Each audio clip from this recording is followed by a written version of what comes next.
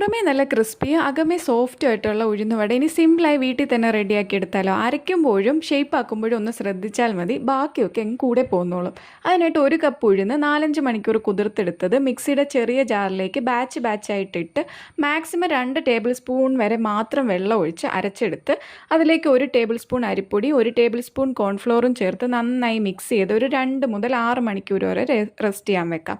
അതിനുശേഷം നന്നായി ഒന്ന് ഇളക്കി യോജിപ്പിച്ച് അതിലേക്ക് 10 ചെറിയുള്ളി, കുറച്ച് ഇഞ്ചി, കുറച്ച് പച്ചമുളക്, കുറച്ച് കറിവേപ്പില ഇവ ചോപ്പ് ചെയ്തതും കുറച്ച് കുരുമുളക് ക്രഷ് ചെയ്തതും ആവശ്യത്തിന് ഉപ്പും ചേർത്ത് നന്നായി മിക്സ് ചെയ്ത് യോജിപ്പിച്ചെടുത്തിട്ട് കൈയുടെ വെള്ളത്തിൽ നനച്ചിട്ട് മിക്സ് ഓരോരോ ഉരുളകളായി എടുത്ത് നടുക്കൊരു ഹോളിട്ട് കൊടുക്കാം വാഴയുടെ ഷേപ്പ് ആവുന്നതിന് വേണ്ടിയിട്ട്. എന്നിട്ട് തിളച്ച എണ്ണയിലേക്കിട്ട് ഒരു മീഡിയം ഫ്ലെയിമിൽ തിരിച്ചും മറിച്ചും ഇട്ട് കുക്ക് ചെയ്തെടുത്തു കഴിഞ്ഞാൽ നമ്മുടെ കിടിലൻ ഉഴുന്നുവട റെഡി ആയിട്ടുണ്ട്. ട്രൈ ചെയ്ത് നോക്കിയിട്ട് ഫീഡ്ബാക്ക് പറയാൻ മറക്കരുത്.